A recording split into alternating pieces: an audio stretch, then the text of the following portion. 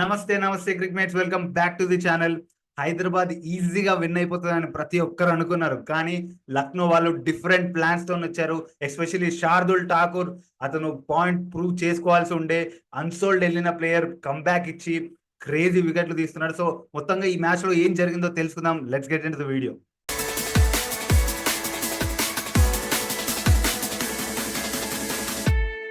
వీడియోలోకి వెళ్ళే ముందు please do like this video and subscribe to our channel. మీరు లైక్ అండ్ సబ్స్క్రైబ్ చేస్తే నాకు కూడా ఒక మోటివేషన్ లా ఉంటుంది, మంచి మంచి వీడియోస్ చేయాలి, మంచి మంచి అవుట్పుట్ ఇవ్వాలని. So please consider liking this video and subscribing to our channel. వీడియోలోకి వెళ్ళిపోదాం. మ్యాచ్ లోకి వెళ్ళిపోతే టాస్ గెలిచి రిషబ్ పంత్ బౌలింగ్ తీసుకున్నాడు. ప్రతి ఒక్కరు షాక్ అయిపోయారు రిషబ్ పంత్ ఎప్పుడైతే బౌలింగ్ తీసుకుంటున్నాం అన్నాడు. ఎందుకంటే ప్రతి ఒక్కరు అనుకునేది ఏంది, టాస్ ఒకవేళ సన్ రైజర్స్ అగేన్స్ట్ గా టాస్ గెలిస్తే ఫస్ట్ బ్యాటింగ్ చేయాలి. ఎందుకంటే సెకండ్ బ్యాటింగ్ లో హైదరాబాద్ ఓడిపోయే ఛాన్సెస్ ఎక్కువ ఉన్నాయి. సో ఫస్ట్ టాస్ గెలిస్తే ఫస్ట్ బ్యాటింగ్ చేయాలని. కానీ రిషబ్ పంత్ దానికి డిఫరెంట్ గా వెళ్ళాడు, ఫస్ట్ బౌలింగ్ చేద్దామని రిషబ్ పంత్ అనుకున్నారు. సో వాళ్ళు ప్లాన్స్ తోనే వచ్చారు, యాక్చువల్లీ మంచి మంచి ప్లాన్స్ తోనే వచ్చారు. ఎలా కంటైన్ చేయాలి అని ప్రతి ఒక్కరికి మంచి ప్లాన్ వేసుకొని వచ్చి అది ఎగ్జిక్యూట్ చేశారు actually. So kudos to Rishabh Pant and his captaincy. చాలా మంచి క్యాప్టెన్సీ చేశాడు ఇవాళ యాక్చువల్లీ. ఫస్ట్ మ్యాచ్ తో పోలిస్తే ఈ మ్యాచ్ లో అతను బెటర్ గా చేశాడు. ఫస్ట్ మ్యాచ్ లో కూడా చాలా మంచిగా చేశాడు. హాఫ్ పాయింట్ వరకు, హాఫ్ పాయింట్ తర్వాత కొంచెం వాళ్ళ చేతుల్లోంచి మ్యాచ్ వెళ్ళిపోయింది. కానీ ఈ మ్యాచ్ లో క్రేజీ క్యాప్టెన్సీ అని చెప్పుకోవాలి రిషబ్ పంత్ దగ్గర నుంచి. అండ్ వాళ్ళు బౌలింగ్ స్టార్ట్ చేసి కూడా చాలా మంచిగా స్టార్ట్ చేశారు యాక్చువల్లీ. సెకండ్ ఓవర్ లోనే అభిషేక్ అవుట్ అయిపోవడం, దాని తర్వాత కంటిన్యూస్ గా ఇషాన్ కిషన్ కంటిన్యూస్ గా వికెట్స్ ఆగకుండా పడతానే ఉండడం, పార్ట్నర్షిప్ అనేది బిల్డ్ కానివ్వకపోవడం, వాళ్ళు మెయిన్ గా అనుకున్నవి ఇవి, వాళ్ళు ఎగ్జిక్యూట్ చేసింది అవి. అండ్ ట్రావెస్ హెడ్ కి ఫుల్లర్ లెంత్ బాల్స్ వేయాలని అనుకొని వచ్చి అవే వేయడం. ట్రావెస్ హెడ్ యాక్చువల్లీ స్పిన్ కి అగేన్స్ట్ గా అంత మంచిగా చేయలేడు. సో ట్రావెస్ హెడ్ ముందు స్పిన్ పెట్టేయడం, ఇలాంటివన్నీ చేశారు. మంచి మంచి టాక్టిక్స్ చేశారు. నితీష్ రెడ్డి యాక్చువల్లీ ఈ మ్యాచ్ లో అంతగా రాణించలేకపోయాడు, మంచి టైం చేయలేకపోయాడు నితీష్ రెడ్డి. యాక్చువల్లీ నితీష్ రెడ్డి ఒక్కడు కొంచెం టైం చేసి ఉంటే మనకి ఇంకొక 20-30 రన్స్ ఎక్స్ట్రా యాడ్ అవ్వేవి. అండ్ క్లాసన్ గురించి మాట్లాడితే అన్లక్కీ వికెట్ అది. యాక్చువల్లీగా మాట్లాడితే అది టర్నింగ్ పాయింట్ మన మ్యాచ్ కి. క్లాసన్ ఎప్పుడైతే అవుట్ అయ్యాడో అక్కడ మనం మ్యాచ్ టోటల్ గా కోల్పోయినాం.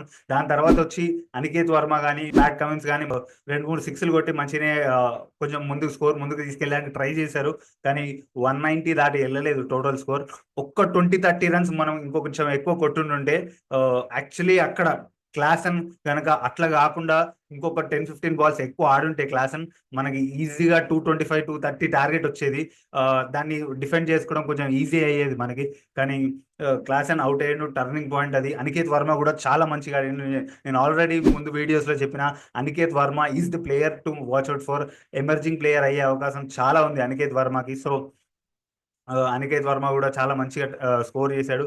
ఇంకొంచెం ఇంకొక 10-15 బాల్స్ ఎక్కువ ఆడుంటే అయిపోతుండే అనికేత్ వర్మ. కొంచెం పేషెన్స్ చూపించేది ఉండే, 2 సిక్స్లు కొట్టిన తర్వాత సింగిల్ కి అలా వెళ్ళేది ఉండే. So yeah, he will learn. కొత్త player, young player, he will learn quick learn చేసి నెక్స్ట్ మ్యాచ్ లో పర్ఫామ్ చేయాలని కోరుకున్నాం. సో ఇది వాళ్ళ టోటల్ బ్యాటింగ్ గురించి మాట్లాడితే 190కి రిస్ట్రిక్ట్ చేశారు. యాక్చువల్లీ లక్నో వాళ్ళ బౌలింగ్ చాలా మంచిగా చేశారు. రన్స్ ఎక్కువ రానివ్వలేదు, ప్రెషర్ ని అలానే అట్టి పెట్టారు. వికెట్ల పైన వికెట్లు తీస్తానే ఉన్నారు, కంటిన్యూస్ గా వికెట్లు పడ్డాయి. ఎక్కువగా పార్ట్నర్షిప్ అవ్వనివ్వలేదు. దానివల్ల ఎస్ఆర్హెచ్ బ్యాటర్స్ మీద ప్రెషర్ పడింది. దానివల్ల టార్గెట్ అనేది ఎక్కువ వెళ్ళలేకపోయింది. మనకు తెలుసు హైదరాబాద్ పిచ్ పార్ స్కోరే 210-220 ఉంటుంది. So 190 is below par score. దాన్ని డిఫెండ్ చేయడం చాలా కష్టం అవుతుంది. ఒకవేళ స్టార్టింగ్ లో వికెట్లు కనుక తొందరగా 2-3 పడితే గానీ అది ఆ స్కోర్ ని డిఫెండ్ చేయడం హైదరాబాద్ లాంటి పిచ్ లో చాలా కష్టం. సో స్టార్ట్ అనేది యాక్చువల్లీ అభిషేక్ అండ్ షమి దగ్గర నుంచి చాలా మంచిగా వచ్చింది. అభిషేక్ ఫస్ట్ ఓవర్ లో 3 రన్స్ ఇచ్చాడు. దాని నెక్స్ట్ ఓవర్ లోనే షమి వచ్చి మర్క్రమ్ వికెట్ తీయడం, కంట్రోల్లోకి వచ్చేస్తుంది ఈ మ్యాచ్ అనుకున్నారు. కానీ దాని తర్వాత నికోలస్ పూరన్ వచ్చి ర్యాంపేజ్ క్రియేట్ చేశాడు. యాక్చువల్లీ ఎస్ఆర్హెచ్ బ్యాట్స్మెన్ ఏదైతే చేస్తారని మనం ఎక్స్పెక్ట్ చేసామో అది నికోలస్ పూరన్ వచ్చి చేశాడు లక్నో వాళ్ళకి. So Lucknow team will be fully happy with that result. Nicholas Pooran ఒక్కడు నిల్చొని మొత్తం మ్యాచ్ వన్ సైడ్ చేసేసాడు Nicholas Pooran. So kudos to them. Mitchell Marsh కూడా మంచి పార్ట్నర్షిప్ బిల్డ్ చేశారు.